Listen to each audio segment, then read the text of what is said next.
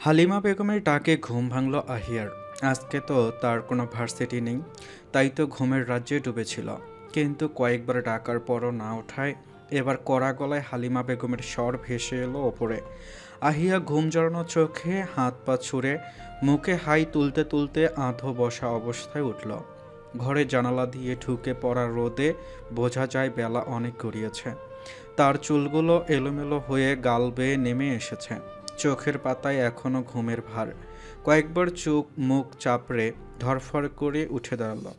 দুলতে দুলতে সিঁড়ি বেয়ে নিচে নামলো আর গিয়েই ধপ করে সোফার ওপর বুঁদ হয়ে পড়ল। আবারও চোখ বন্ধ হয়ে আসছিল। শরীরের ভেতর অলসতা যেন তাকে চেপে ধরেছে। ঠিক তখন ওই ভেসে এলো এক পুরুষ কণ্ঠস্বর। চাচি আম্মা, আমার চাটা দিন। শব্দটা কানে যেতেই তড়াক করে চোখ মেলে তাকায় আহিয়া। মুহূর্তেই বুকের ভেতর কেমন যেন ধাক্কা লাগলো। ওই স্বরটা, ওটা তো আদনান ভাইয়ের। চোখ পিটপিট করে একবার ডান দিকে তাকালো। হ্যাঁ, সত্যি তো আদনান সোফার ওপর টেবিলে ল্যাপটপ খুলে মন দিয়ে বসে কিছু দেখছে। কপালে ভাঁজ, চোখে ভীষণ মনোযোগ। আহিয়ার চোখে ভর করে এলো অবাক প্রশ্ন। আদনান ভাই তো এই সময় বাসায় থাকে না, হাসপাতালের ডিউটিতেই থাকি সবসময়, তাহলে আজ এলেন না কেন? এই ভেবে ধরফর করে উঠে বসল সে। ঠিক তখনই হালিমা বেগম এক কাপ চা এনে আদনানের হাতে দিলেন। তার চোখ গিয়ে পড়ল এখনো ঘুমে কুকড়ে থাকা আহিয়ার দিয়ে। কপালে কুঁচকে বলে উঠলেন, কখন থেকে ডাকছি তোকে, এখন আবার এখানে এসে ঘুমাচ্ছিস? আহিয়া হকচকিয়ে উত্তর দিল, ডাকছো কেন? হালিমা বেগম বিরক্ত হয়ে বললেন, ডাকছো কেন মানে? মার্কেট যাব বলেছি কাল রাতে, সব ভুলে গেছিস নাকি? আহিয়ার গলা যেন আধো ঘুমে ভারী। কি যা ফ্রেশ হয়ে আয়, এভাবে আর কতক্ষণ ঘুমাবি? আহিয়া অনিচ্ছা নিয়ে মাথা নেড়ে ধীরে ধীরে সিঁড়ি বেয়ে ওপরে উঠে গেল।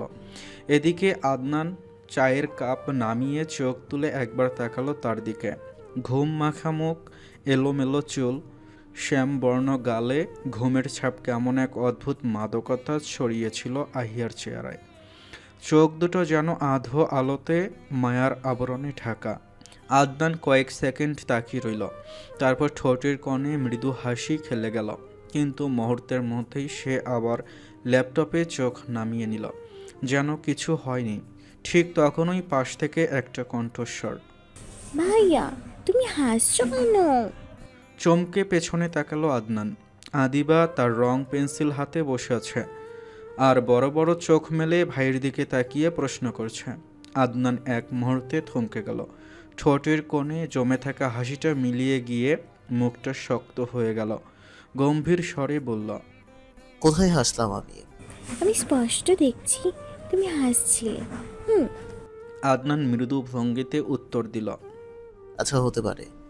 তার কণ্ঠ এমন এক দ্ব্যর্থবোধক ছিল যেন সে সত্যিটা এড়াতে চাইছে। কিন্তু আদিবা তো আর কিছু বুঝল না।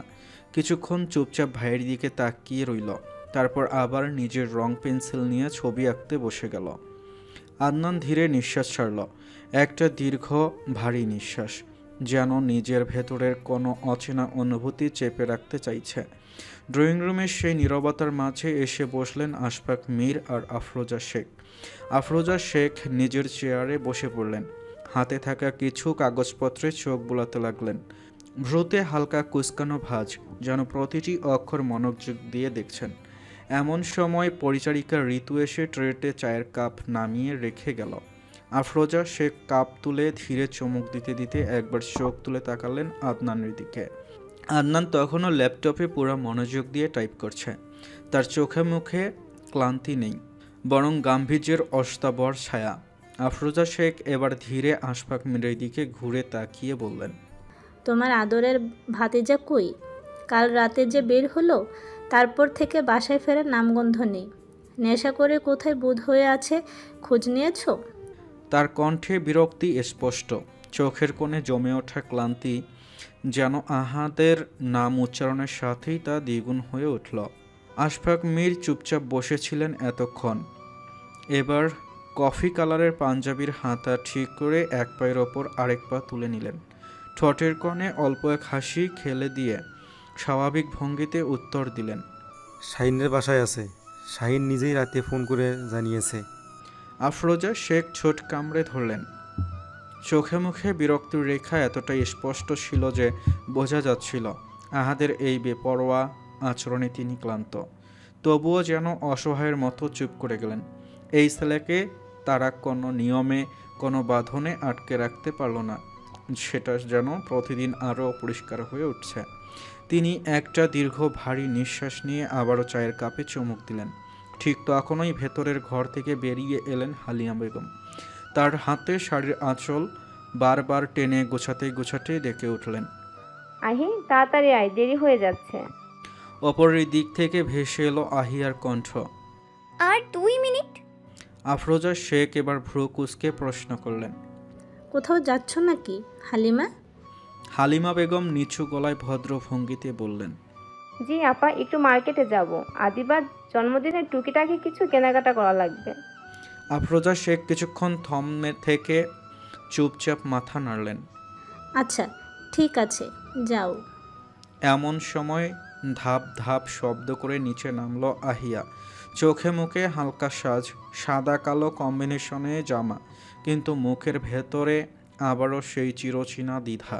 সিঁড়ির ধাপে ধাপে নামার শব্দ যত জোরালো হচ্ছিল, আদনানের দিকে হঠাৎ চোখ যেতেই তার পদক্ষেপ থেমে এলো। মুহূর্তেই তার পায়ের শব্দ ম্লান হয়ে গেল।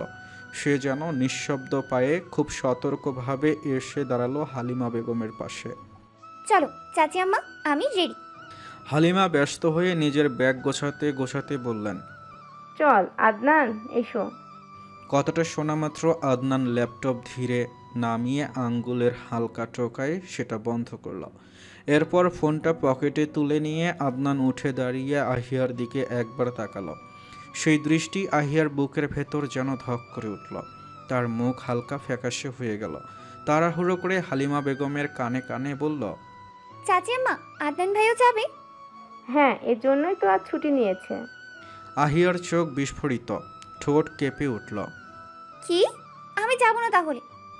হালিমা কিছু বলার আগেই হঠাৎ আদনানের কণ্ঠ ভেসে এলো পেছন থেকে, গভীর, ভারী, অথচ শান্ত স্বর।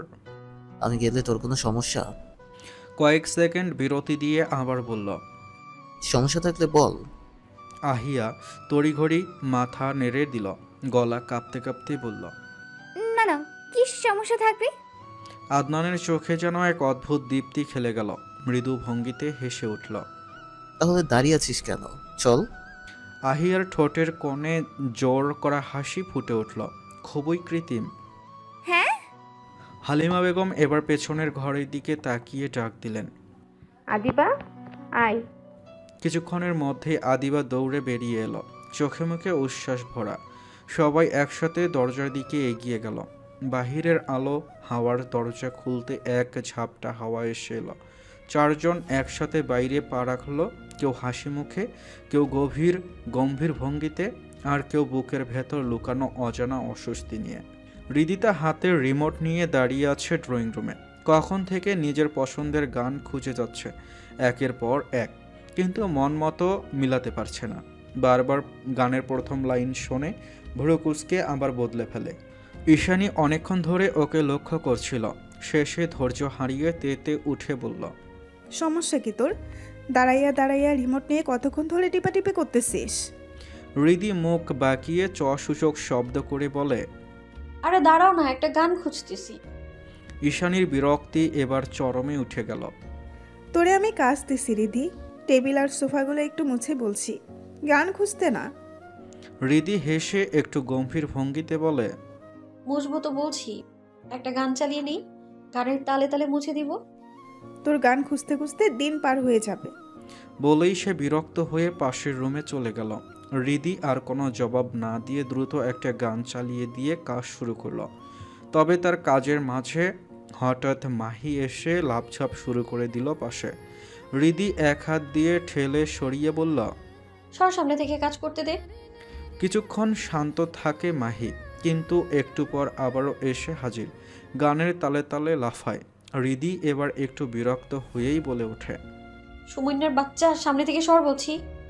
মাহি এবার এক হাত কোমরে দিয়ে ভাঙ্গা ভাঙ্গা ভঙ্গিতে আরেক হাত নেড়ে বলে, তুষার, এটা আমার বাপের বাড়ি, আমি যা খুশি করব। হৃদি চোখ বড় বড় করে বলে। বাপের বাড়ি ফুটাইতে আসছে। মাহি গলা ফাটিয়ে বলে, বেশি বাড়াবাড়ি করলে তোকে বাড়ি থেকে বের করে দেব। হৃদি বিস্ময়ে হাঁ হয়ে গেল, কণ্ঠের রাগ ঝরে পড়ল, দাঁতে দাঁত পিষে বলল, সাহস কত বড়! এতটুকু বান্দরের বাচ্চা আমারে বের করবে? থাপড়ায় চেহারা নকশা পাল্টাই দিব তোর। কি, আমাকে থাপ্পড় দিবা? আজকে পাপা আসুক। তোর বাপ আসলে কি হবে? তোর বাপরে ভয় পাই আমি, যা এখান থেকে। মাহি টলমল চোখ নিয়ে ফুঁসতে ফুঁসতে কাঁদো কাঁদো ভঙ্গিতে দৌড়ে চলে গেল সেখান থেকে। আর এটা দেখে হৃদি খুব আনন্দিত হলো। ঠিক তখনই একটা গান বেজে উঠল। তোকে দেখে মনে মনে বাজলো যে গিটার, প্রেম জলে ফেসে গেল মনটা যে আমার। আয় তুই আমার হবি, আয় আয় আয়, দেব তোকে দেব 16 আনা, করিস না বাহানা, তুই মেরি গলিয়া জানা। গান শুরুর সাথে সাথেই হৃদি কাল রাতের আহাদের কথা ভেবে যেন অন্যরকম টালমাটাল হয়ে গেল। হাত ছুঁয়ে দিয়ে পা মেলিয়ে অদ্ভুত ভঙ্গিতে নাচতে শুরু করলো। তার ভেতরে চাপা অস্থিরতাগুলো যেন গানের তালে তালে বের হয়ে আসছে। ঈশানী পাশের রুম থেকে শব্দ শুনে বেরিয়ে এলো। দরজায় দাঁড়িয়ে কিছুক্ষণ তাকিয়ে রইল নিজের আধ পাগল বোনের দিকে। হৃদি চোখে মুখে এক অদ্ভুত উচ্ছ্বাস, আবার কিছুটা পাগলামির ছাপ। যখনই হৃদি দুলতে দুলতে ঘুরল, ঈশানীকে দেখে হকচকিয়ে থেমে গেল, বুকে হাত দিয়ে বলল, ভয় পাইছি না। ঈশানী এটা দেখে হেসে মাথা নেড়ে বলল, তুই তো গিরগিটির চেয়েও কম না রীতি। কাল তো সারাদিন গাল ফুলাইয়া বসেছিলি, তাইলে আজকে এমন বান্দরের মতো লাফাইতেছিস কেন? ঘটনা কি? হৃদি যেন ধরা পড়তে পড়তে বেঁচে গেল। ঘটনা কিছু না। এই বলে রিমোট দিয়ে টিভি বন্ধ করে দিয়ে নিঃশব্দে নিজের রুমে চলে গেল। ধপাস করে বিছানায় গা এলিয়ে দিল। চোখ বন্ধ করতেই হঠাৎ রাতের দৃশ্যগুলো ভেসে উঠল। আহাদের নেশালো কণ্ঠ, তার বাড়ির সামনে দাঁড়িয়ে থাকা, উল্টো পাল্টা কথা, সব শেষে হঠাৎ তার হাত ধরা। হৃদির বুকের ভেতর কেমন জানি কাঁপন শুরু হয়ে গেল। ফর্সা মুখটা লাল হয়ে উঠল, শ্বাস দ্রুত হয়ে গেল। নিজের অবস্থা বুঝতে পেরে একটা হাসি দিয়ে দ্রুত বালিশে মুখ কুঁচে দিল সে, যেন নিজের কাছ থেকে নিজেকে লুকাতে চাইছে, কিন্তু তবুও যেন হৃদয়ের ভেতরটা ধরা দিয়ে ফেলেছে আহাদের জন্য। সূর্যের তাপমাত্রা ক্রমেই বেড়েছে। রোদের তেজ জানালার ফাঁক গলে ঘরে ঢুকতেই কপালে এসে পড়েছে। সেই আলোয় আহাদের গভীর ঘুম ধীরে ধীরে ক্ষীণ হয়ে এলো। একসময় তার হাত পা নড়ে উঠল, আর মোড়া ভাঙল শরীরটা, কিন্তু চোখ খুলতে গেলেই বুঝল মাথার ভেতর প্রচণ্ড ব্যথা, শরীরটা ভারী হয়ে আছে। অবশেষে ধীরে ধীরে চোখ মেলল আহাদ। তীব্র আলোয় চোখে খোঁচা লাগলো, আবারও কুঁচকে বন্ধ করলো। কিছুক্ষণ পরে হাই তুলে আবার চোখ খুলল। সামনে দেয়ালের ঘড়িতে দৃষ্টি পড়তেই ধরফর করে উঠে বসল। দুপুর 2টা পেরিয়ে গেছে। সে চমকে উঠল। রাজনীতির মাঠে, যেখানে প্রতিটি ঘন্টা প্রতিটি মুহূর্ত গুরুত্বপূর্ণ, সেখানে সে প্রায় আধা দিন পার করে দিয়েছে কেবল ঘুমিয়েই। মনে এক ধাক্কায় আতঙ্ক জাগল। এভাবে চললে তো রাজনীতি গোল্লায় যাবে। আহাদ ধীরে ধীরে উঠে দাঁড়ালো, শরীর টান টান করে প্রসারিত করল, মাথায় চেপে ধরল হাত। টেবিলে রাখা কালো জ্যাকেট, ফোন আর মানিব্যাগ হাতে তুলে নিল। দরজার দিকে এগিয়ে যেতেই পা হঠাৎ থমকে দাঁড়িয়ে গেল। গত রাতের দৃশ্যগুলো চোখের সামনে ভেসে উঠল। কাল রাতে সে একটু বেশি মাত্রা ছাড়িয়ে গেছে। এতটা ড্রিঙ্ক করা উচিত হয়নি, কিন্তু সে কি করবে? নিজের প্রেয়সীকে মন খারাপ করে থাকতে দেখে যে অপরাধ বোধ কাজ করছিল, মনে হয়েছে সে হৃদির সাথে একটু বেশি রূঢ় হয়ে গেছে, তাই তো নিজের যন্ত্রণা কমাতে এমন কাণ্ড করেছে। তবে এখন এসব পাগলামো করলে চলবে না। সামনে নির্বাচন, নিজেকে সংযত রাখতে হবে, নিজের আবেগ নিয়ন্ত্রণে রাখতে হবে। চারপাশে শত্রুদের আনাগোনা, যখন তখন হৃদির সাথে দেখা করা যাবে না, তা না হলে তারা হৃদিকেও আক্রমণ করতে পারে তার দুর্বলতা ভেবে। নির্বাচন শেষ না হওয়া পর্যন্ত দূরত্ব বজায় রাখতে তার প্রেয়সীর থেকে। একটা দীর্ঘ নিঃশ্বাস ফেলল আহাদ। ফোন বের করে হৃদির সেদিনের ভিডিওটা দেখতে লাগলো। যেখানে হৃদি খাচ্ছিল ছোট বাচ্চাদের মতো, ফুলে থাকা গাল দুটো যেন মুখ ভর্তি অভিমান বহন করছে। ভিডিওর ভেতরকার দৃশ্য দেখে তার ঠোঁটে অজান্তেই এক চিলতে হাসি খেলে গেল। আঙ্গুল দিয়ে আলতো করে স্ক্রিন স্পর্শ করে বলল, স্টুপিড। ভিডিও বন্ধ করে ফোনটা পকেটে রেখে দরজা খুলে বাইরে বের হলো। সিঁড়ি বেয়ে নিচে নামতে শাহিন তড়িঘড়ি করে এগিয়ে এলো। ভাই আপনি উঠছেন? আহাদ চোখ কুঁচকে কটমট করে তাকালো। না, এখনো শুয়ে আছে। রবিশ। সরি ভাই। আহাদ সোজা হাঁটতে থাকলো। দরজার কাছে পৌঁছে যাবার আগে শাহিন আবার ডাক দিল, ভাই নাস্তা করবেন না? আহাদ ভুরু উঁচিয়ে বলল, না শাহিন, তুই তো জানিস আমি ফ্রেশ না হওয়া পর্যন্ত কোনো কিছুতেই স্বস্তি পাই না। খাওয়া দাওয়া পরে হবে। শাহিন আর কিছু বলল না। আহাদের অভ্যাস, রুটিন সবই তার জানা। ঠিক তখনই রান্নাঘরের দিক থেকে ভেসে এলো শাহিনের মা মমতাজ বেগমের ডাক। বাবা চলে যাইতেছ? আহাদের পা থেমে গেল। ধীরে ধীরে এগিয়ে গেল তার দিকে। মাথা নিচু করে বলল, জি খালাম্মা, যাওয়া জরুরি। আহাদের কণ্ঠে শ্রদ্ধার সুর। সব সময় থাকে মমতাজ বেগমের জন্য। আর মমতাজ বেগমও আহাদকে আপন সন্তানের মতো ভালোবাসেন। আজ সকালেই যখন শুনলেন আহাদ এখানে আছে, তখন থেকেই রান্নাঘরে ব্যস্ত হয়ে পড়েছিলেন। নিজ হাতে তার জন্য রান্না করেছেন আহাদের পছন্দের খাবার। ভালোবাসায় ভরা চোখে তাকিয়ে বললেন, খাবারটা খাইয়া যাও বাবা, তোমার পছন্দের গরুর মাংস ভুনা করছি, পরোটা বানাইছি গু। আহাদ একবার টেবিলের দিকে তাকালো। নানান পদে সাজানো, স্পষ্ট বোঝা যাচ্ছে ভালোবাসার ছোঁয়া। কিছুটা দোটানায় পড়ল সে। শাহিন এগিয়ে এসে আসতেই বলল, মা ভাইয়ের তো এখন সময় নাই ভাই। শাহিনের কথা সম্পূর্ণ হবার আগেই আহাদ গম্ভীর কণ্ঠে বলল, ঠিক আছে খালাম্মা, আপনি যখন এত কষ্ট করেছেন খেয়েই যায়। আমারও তো ক্ষুধা টুধা লাগে নাকি। পেটে হাত বুলিয়ে একটু ভঙ্গি করে বলল কথাটা। এক হালকা হাসি ছুঁড়ে মুখ ধোয়ার জন্য বেসিনের দিকে এগিয়ে গেল। ঠান্ডা পানি মুখে ছিটিয়ে আবার ফিরে এলো, টেবিলে বসল। মমতাজ বেগম খুশি হয়ে তার সামনে একে একে খাবার সাজিয়ে রাখলেন। আহাদ খেতে খেতে খুশি হয়ে প্রতিটি আইটেমে চোখ দেখল। প্রতিটি গ্রাসে যেন মায়ের স্নেহের স্বাদ মিশে আছে।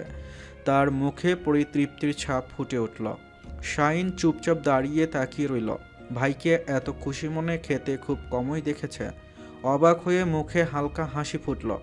অবশেষে নাস্তা শেষ করে আহাদ বাইরে বেরিয়ে এলো। চুলে হাত বুলিয়ে গাড়ির দরজা খুলে বসতেই শাহিন এগিয়ে এলো।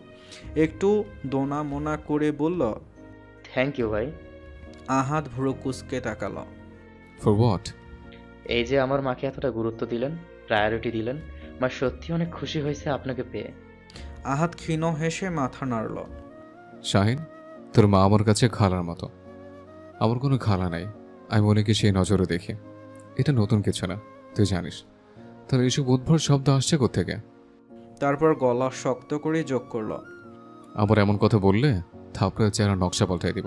চলো এখন। শাহিন তড়িঘড়ি মাথা নুইয়ে বলল, সরি ভাই। বলে দ্রুত নিজের গাড়িতে গিয়ে বসল।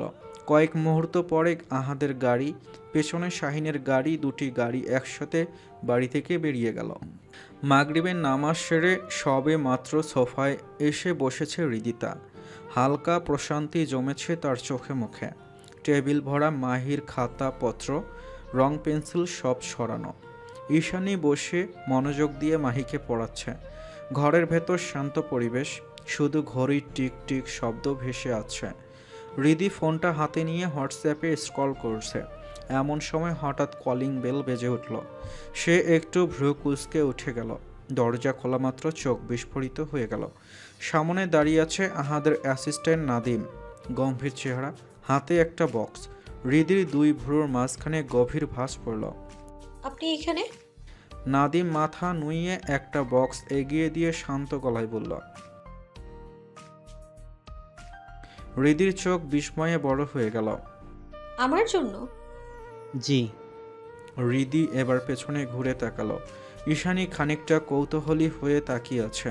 সেও কিছু না বলে কেবল দৃষ্টিতে প্রশ্ন ছুড়ে দিল। হৃদি হাত বাড়িয়ে নিল বক্সটা। নাদিম শুধু মাথা নেড়ে এক পাশ ঘুরে চলে গেল। দরজা বন্ধ করে বক্সটা নিজের রুমে নিয়ে চলে এলো হৃদি। বিছানায় বসে বক্সটা উল্টে পাল্টে দেখছে, মন কেমন করছে অদ্ভুতভাবে। আহাদ হঠাৎ কি পাঠাতে পারে? কৌতূহল আর অস্থিরতা চেপে রাখতে না পেরে সে বক্সটা খুলল। ভেতরে ছোট্ট একটা চিরকুট। সে কাগজটা তুলে পড়তেই চোখ কুঁচকে গেল। আপনার বাচ্চাটাকে সামনে রাখবেন মিস জানো। হৃদির মাথায় যেন বজ্রপাত হলো। বাচ্চা? কিসের বাচ্চা? ধরফড় করে আবার বক্সটা ঘুরালো। ভেতরে হাত দিতেই হঠাৎ একটা ব্যাঙের বাচ্চা লাফিয়ে উঠে তার গায়ে পড়ল। আহ! একটা আতঙ্কিত চিৎকার দিয়ে লাফিয়ে উঠল হৃদি। বুক ধরফর করতে লাগলো প্রচণ্ড ভয়ে। সে এক লাফে ওয়ার্ড্রবের ওপর উঠে বসে পড়ল। মুখ ফ্যাকাশে, বুক ওঠানামা করছে দ্রুত তালে। চিৎকার শুনে দৌড়ে এলো ঈশানী। চোখে মুখে আতঙ্ক নিয়ে বলল, কি হয়েছে? চিৎকার করলি কেন? আর এভাবে উপরে উঠে বসে আছিস কেন? হৃদির গলা শুকিয়ে গেছে, তবু কাপা কাপা গলায় বলল, ব্যাং? ঈশানী কপাল কুঁচকে চারদিকে তাকালো। ব্যাং? কই ব্যাং? হৃদি কাপা হাতে আঙ্গুল তুলে ইশারা করল। ঈশানীর পায়ের কাছে সত্যিই একটা ছোট্ট সবুজ ব্যাং লাফাচ্ছে। ঈশানীও এবার চিৎকার করে উঠল। এক লাফে সে বিছানার ওপর উঠে দাঁড়ালো। হাঁপাতে হাঁপাতে মুখ বিকৃত করে বলল, ব্যাং আসছে কোথা থেকে? দুই বোনই ভয়ে জমে রইল। কেউ নামলো না নিচে। হৃদি শুধু ফেলফেল করে তাকিয়ে রইল বোনের দিকে। মুখে কোনো কথা নেই। ঠিক তখনই হৃদির ফোন বেজে উঠল। স্ক্রিনে স্পষ্ট আহাদের নাম্বার। রাগে দাঁত কটমট করে রিসিভ করলো হৃদি। অফাস থেকে ভেসে এলো পরিচিত কণ্ঠ। বাচ্চা পছন্দ হয়েছে মিস জানো। কণ্ঠের ভঙ্গিতে যেন মুচকি হাসি লুকানো। হৃদির বুকের ভেতর রাগে আগুন জ্বলে উঠল। সে ঝাঁঝালো কণ্ঠে বলল, এটা কেন করলেন আপনি? কি করলাম? ব্যাং কেন পাঠালেন?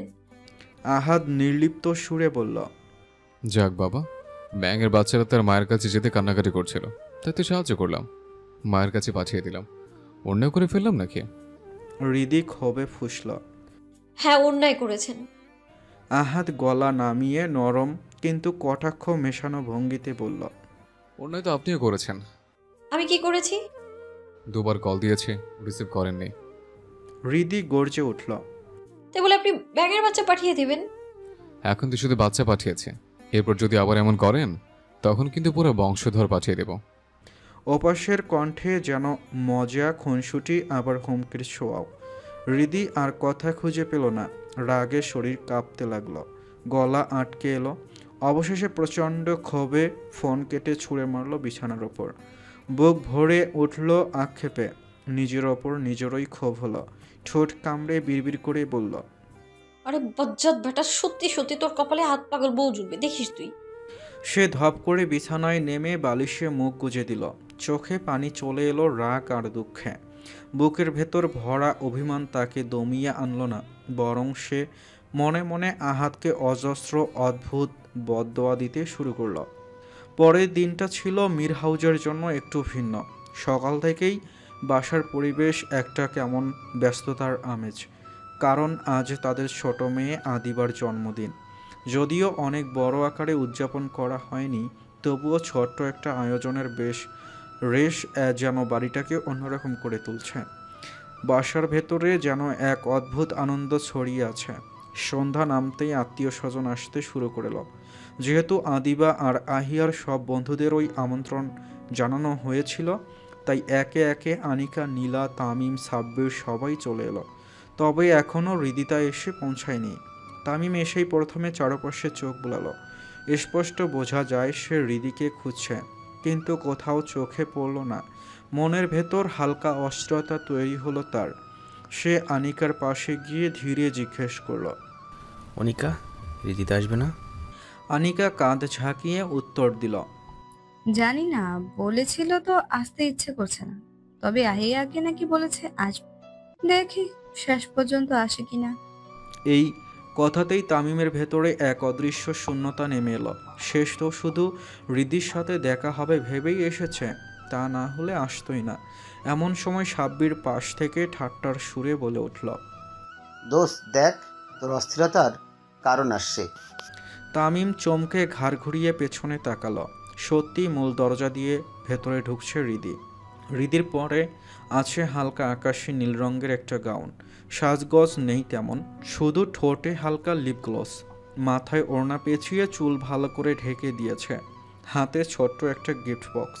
সবার ভিড়ের মাঝেও তাকে যেন একেবারেই আলাদা দেখাচ্ছিল। তামিম নিজের আবেগ চাপতে না পেরে এগিয়ে গিয়ে বলল, হাই রিদিতা। হাই। এত দেরি করলে? আমি তো ভাবছিলাম আসবেই না। হৃদি ঠোঁট বাঁকিয়ে বলল, আসতে তো চাইনি, কিন্তু আহিয়ার জোরাজোরিতে আসতে হলো। ভালো হয়েছে এসেছ, দেখা হয়ে গেল। পাশ থেকে আনিকা খোঁচা দিয়ে বলে উঠল, দেখা তো প্রতিদিনই হয় ভার্সিটিতে। তামিম কেমন যেন গড়বড় খেয়ে হেসে ফেলল। আরে আমি সে কথা বলিনি, আমি তো শুধু। ঠিক তখনই আহিয়া দৌড়ে এসে হৃদিকে শক্ত করে জড়িয়ে ধরে বলল, আমি ভীষণ খুশি হয়েছি, তুই আসছিস। আনিকা মুখে দুষ্টু হাসি টেনে কটাক্ষ করে বলল, এতই যখন দরদ তখন ভাইয়ের বউ করে এই বাড়িতে রেখে দিলেই তো পারিস। এই কথায় হৃদির বুক ধপাস করে উঠল। মুহূর্তেই সে আনিকার হাত শক্ত করে চেপে ধরল, চোখ কটমট করে ইশারা করল। চুপ। আহিয়া একটু ভেবে নিয়ে সত্যি সত্যি বলে ফেলল, আরে এটা তো আমি ভেবেই দেখিনি। আদনান ভাইয়ের জন্য তো মেয়ে খুঁজতেছে, অথচ মেয়ে তো আমাদের সামনেই আছে। আম্মুকে বলতে হবে এই ব্যাপারে। তামিম, আনিকা আর হৃদি একসাথে তিনজন চিৎকার করে উঠল। কি মাথা খারাপ? আহিয়া অবাক হয়ে তাকালো সবার দিকে, ভ্রু কুঁচকে বলল, কেন খারাপ কি বললাম? হৃদিটা কেমন যেন ঘাবড়ে গেল, অস্বস্তি হচ্ছিল তার, শব্দ খুঁজে পেল না। শেষে শুধু বলল, আমার ঘটকালি করার দরকার নেই তোর। কেন? কারণ ওর ক্রাশ আছে। আনিকার মুখ ফসকে বেরিয়ে এলো কথাটা, বলেই সে সাথে সাথেই নিজের জিহ্বা কামড়ে ফেলল। হৃদি কটমট করে তাকিয়ে আছে ওর দিকেই।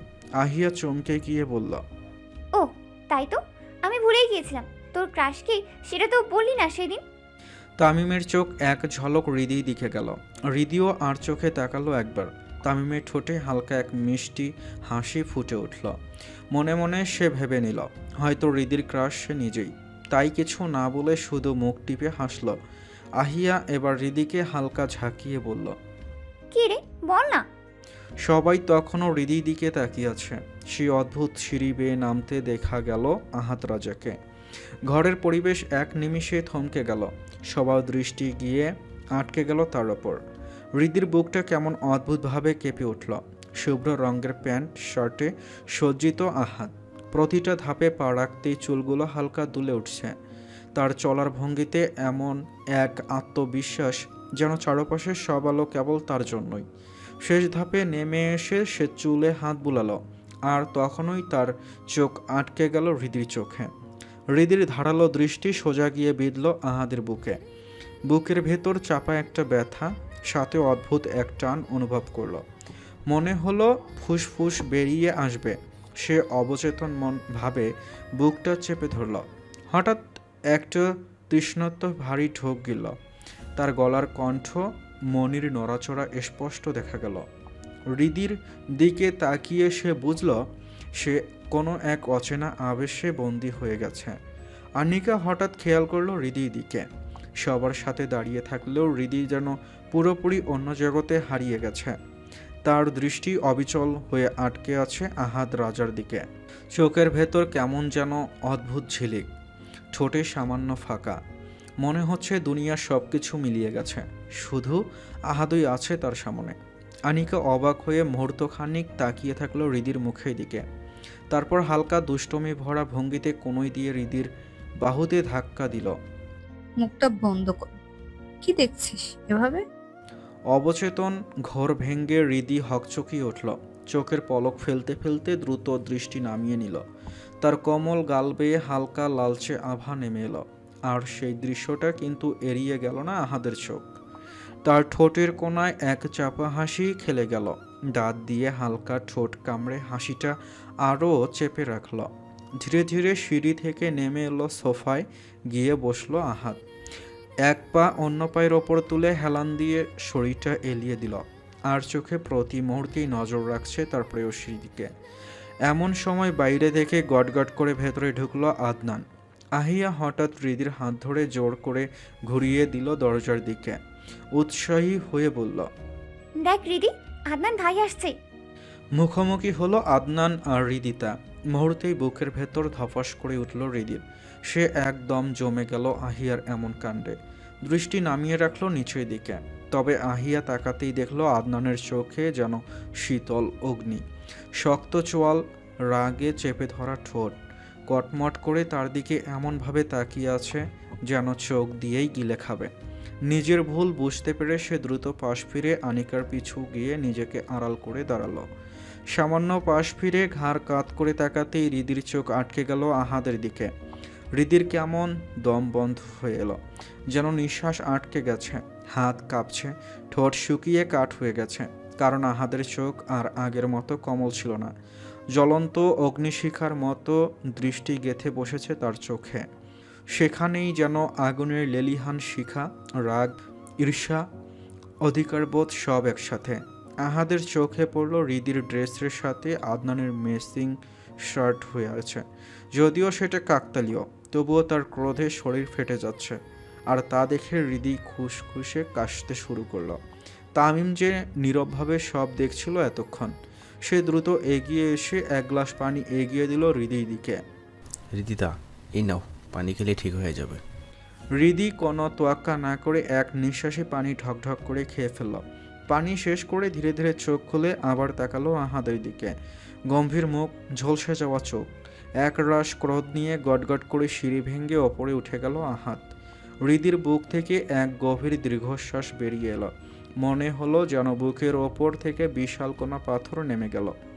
সে আবারও স্বাভাবিক হওয়ার চেষ্টা করে চারদিকে চোখ বুলালো। চোখ ঘুরে গিয়ে আবার থেমে গেল যেখানে আহাদ ছিল সেখানে। তার ভেতরে অদ্ভুত শূন্যতা তৈরি হলো। চোখে হালকা বিস্ময়, ঠোঁটে মৃদু কাঁপন। অচেতনই মনে মনে সে বুঝল আহাদের অনুপস্থিতি তাকে অস্থির করে তুলছে। সে এবার মুখ শক্ত করে তাকালো আহিয়ার দিকে। আহিয়া একটা কৃত্রিম হাসি দিয়ে বলল, সরি, আমি বুঝতে পারি নাই। সরি মাই ফুট, তোকে তো আমি। হৃদি দাঁত কিরমির করে বলে কথাটা। এর মধ্যেই হালিমা বেগম সবাইকে ডেকে নেন কেক কাটার জন্য। আদিবা ওর তার কয়েকজন বান্ধবী মিলে এসে সেখানে এসে হাজির হয়। আর তারপর শুরু হয় হট্টগোল। আহাদের শরীরে ক্রোধের আগুন নিয়েই রুমে ঢুকলো। দরজায় এক ঝাটকা লাথি মারতেই দরজা ঠাস করে দেয়ালে ধাক্কা খেল। রুমে ঢুকেই হঠাৎ চমকে উঠল। ভেতরে দাঁড়িয়ে আছে নীলা, তার চোখে মুখে স্পষ্ট ভয়ের ছাপ। আহাদের দৃষ্টির সঙ্গে চোখ মেলাতে না পেরে নীলা এক পা পিছু হটে গেল। আহাদ গর্জে উঠল, নীলা, আমার রুমে কি করছিস তুই? নীলার গলা শুকিয়ে ঢোক গিলল, কাপা গলায় বলল, আহাদ ভাই। আহাদ দাঁতে দাঁত পিষে আরো ভয়ঙ্কর গলায় বলল, আমি আস্কিং ইউ, কার পারমিশন নিয়ে আমার রুমে ঢুকেছিস? আমার রুমে কেন এসছিস? নীলা কেঁপে উঠে তোতলাতে লাগলো, আসলে আমি চার্জার খুঁজছিলাম।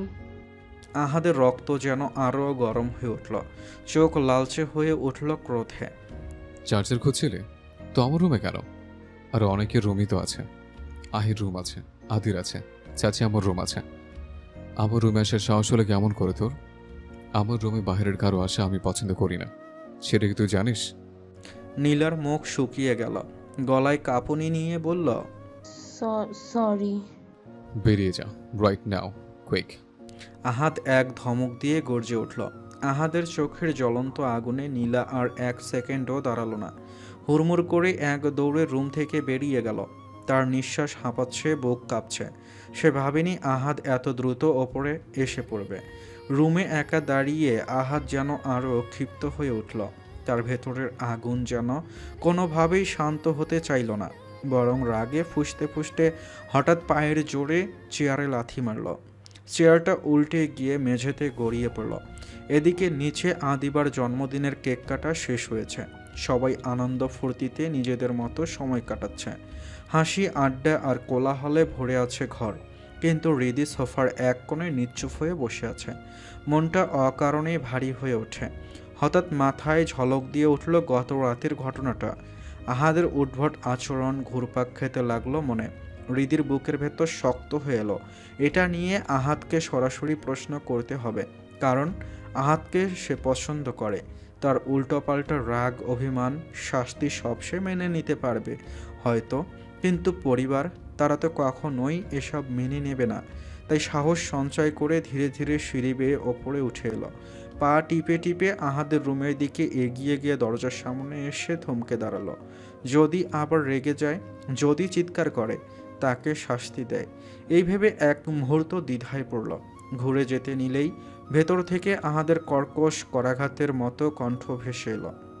যেটা বলতে এসছিস সেটা বলে যা জানো। হৃদি চমকে উঠল, বুকের ভেতর ধুকপুকানি বেড়ে গেল। তবুও ধীরে ধীরে দরজা ঠেলে ভেতরে পা রাখল। আহাদের দিকে দৃষ্টি পড়তেই শ্বাস আটকে এলো তার। আহাদ একটা চেয়ারে হেলান দিয়ে বসে আছে, পা দুটো তুলে দিয়েছে টেবিলের ওপর, এক হাতে ধরা জ্বলন্ত সিগারেট, টেবিলের ওপর রাখা অ্যালকোহলের বোতল আর আধ খাওয়া গ্লাস।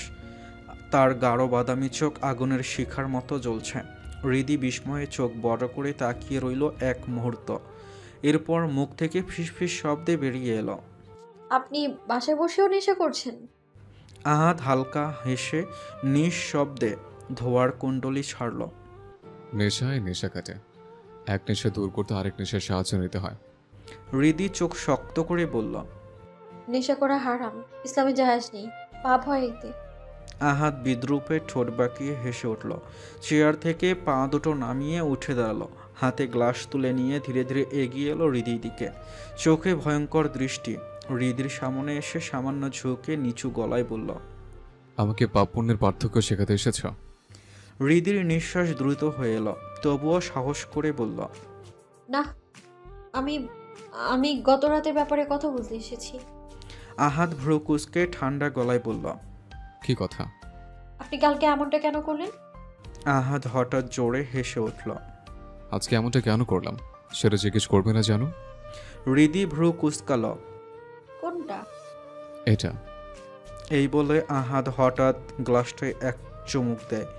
এরপর কয়েকবার গ্লাসটা ঘুরিয়ে এক ঝটকায় ঢেলে দিল হৃদির মাথার ওপর। অ্যালকোহলের গন্ধে চারদিক ভরে গেল। হৃদি আঁতকে উঠে নাক মুখ শক্ত করে খিঁচে নিল। তার জামা ভিজে নষ্ট হয়ে গেছে পুরোপুরি। চোখে বিস্ময়, ঠোঁটে কাঁপুনি নিয়ে দাঁত কিরমির করে বলল, এমনটা কেন করলেন আপনি? আমার জামা নষ্ট হয়ে গেছে। আহাদ ঠান্ডা হিমশীতল গলায় বলল, সেটাই তো চেয়েছি আমি। হৃদি ভ্রু কুঁচকে বলল, মানে আজকের পর থেকে রং তোর জন্য নিষিদ্ধ। মৃত্যুর আগ পর্যন্ত যেন এই রং গায়ে জড়াতে না দেখি। ড্রেস চেঞ্জ করো, কুইক। আহাদের চোখ জ্বলে ওঠে। কাট কাট দৃষ্টিতে তাকিয়ে বলল কথাটা। হৃদির বুক কেঁপে উঠল, চোখে বিস্ময়, ঠোঁটে অবিশ্বাস। রঙের সাথে তার রাগের সম্পর্ক কি? কিছুই বুঝতে পারল না।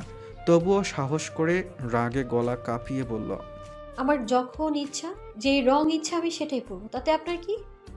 আহাদ হঠাৎ ভয়ঙ্কর দৃষ্টি মেলে গর্জে উঠল, এমন ব্যবস্থা করব সারা জীবন শুধু সাদা রং গায়ে জড়িয়ে শান্তিতে শুয়ে থাকতে পারবি। তখন শুয়ে শুয়ে চিন্তা করিস আমার কি? হৃদির চোখ টলমল করে উঠল অভিমান আর আঘাতে। বুকটা হুহু করে উঠল। সে আর এক মুহূর্ত দাঁড়াতে পারল না। চোখের অশ্রু চেপে ঘুরে দাঁড়ালো। কিন্তু বেরিয়ে যেতেই আহাদ আবার কর্কশ গলায় চিৎকার করে উঠল, আহিয়া রুমে গিয়ে শাওয়ার নিয়ে ড্রেস চেঞ্জ করো, কুইক। হৃদি একবারও ফিরে তাকালো না। তার চোখে ক্ষোভ, অভিমান আর অশ্রুর কুয়াশা। গট গট করে বেরিয়ে গেল রুম থেকে। রুমের ভেতর শুধু রইল ধোয়া, অ্যালকোহলের তীব্র গন্ধ আর আহাদের দমফাটা ক্রোধ। আহিয়ার রুমে গিয়ে ফ্রেশ হয়ে আহিয়ার দেওয়া সাদা কালো কম্বিনেশনের কুর্তি পাজামা পরে নেয় হৃদি। আয়নার সামনে একবার নিজেকে দেখে সে মাথা ঝেঁকিয়ে নেয় কাজল ছাড়া ফ্রেশ মুখ। ভেজানো কণ্ঠ এখন খানিকটা ভয়াবহ স্মৃতি দমন করছে। এভাবে তো আর এত মানুষের মধ্যে যাওয়া যায় না। বাধ্য হয়ে পোশাক বদলাতে হলো। আহিয়া অদ্ভুত চোখে হৃদির দিকে তাকিয়ে জিজ্ঞেস করল, কি করে এত ভেজে গেলি? হৃদি একটা দীর্ঘ নিঃশ্বাস নিল। কোনো ব্যাখ্যা দিল না, শুধু নির্লিপ্ত কণ্ঠটা বেঁধে উঠল, বাদ দে, যা হওয়ার হয়ে গেছে। এখন আমি বাসায় যাচ্ছি এখনই। আহিয়া উঠে এসে কাঁধে হালকা চেপে দিল। আজ থেকে জানা যাওয়া লাগবে না আজকে। হৃদির ঠোঁটের কোণে কণ্ঠ খানিকটা তীক্ষ্ণ, মাথা খারাপ? অসম্ভব। সুমন ভাই রাগ করবে, তাছাড়া আব্বু জানতে পেলে কেয়াচাল হবে তো। আহিয়া একটা দীর্ঘ নিঃশ্বাস নেয়, তারপর কণ্ঠে কেমন আবেগ মিশে বলে, আচ্ছা ঠিক আছে, কি আর করে, সাবধানে যাস। আচ্ছা, আল্লাহ হাফিজ। একটা দীর্ঘ নিঃশ্বাস ফেলে হৃদিতা বিদায় নিল। মূল দরজা পেরিয়ে গেটের দিকে আসতেই অপ্রত্যাশিতভাবে সামনে পড়ে আমজাদ মীর। আমজাদ মীরের দিকে তাকিয়ে হৃদির হঠাৎ সেদিনের ঘটনা মনে পড়তেই লজ্জায় এক রৌদ্রহীন আভা শরীরটাকে ঢেকে দিল তার। মুহূর্তের মধ্যে মাথা নুইয়ে সে সালাম দিল। আসসালামু আলাইকুম।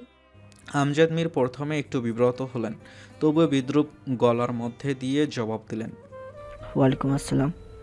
তিনি পাশ কাটিয়ে যেতে চাইছিলেন, কিন্তু রাতের এই নীরবতায় হৃদিকে একা দেখে চিন্তিত হতে বাধ্য হলেন। হৃদি তো তার নিজের মেয়ের মতো। বাবার স্নেহে গহ্বরের মতো কণ্ঠে জিজ্ঞাসা করলেন, তুমি একা যাবে? হৃদি অনর, কণ্ঠে কোনো ভঙ্গিমা নেই, শূন্যতার মতো পরিষ্কার সিদ্ধান্ত। জি আঙ্কেল। আমজাদ মীর একবার কপাল কুঁচকে বললেন, এত রাতে একা যাবে? চলো, আমি ড্রাইভারকে বলি, ও তোমাকে নিয়ে যাবে।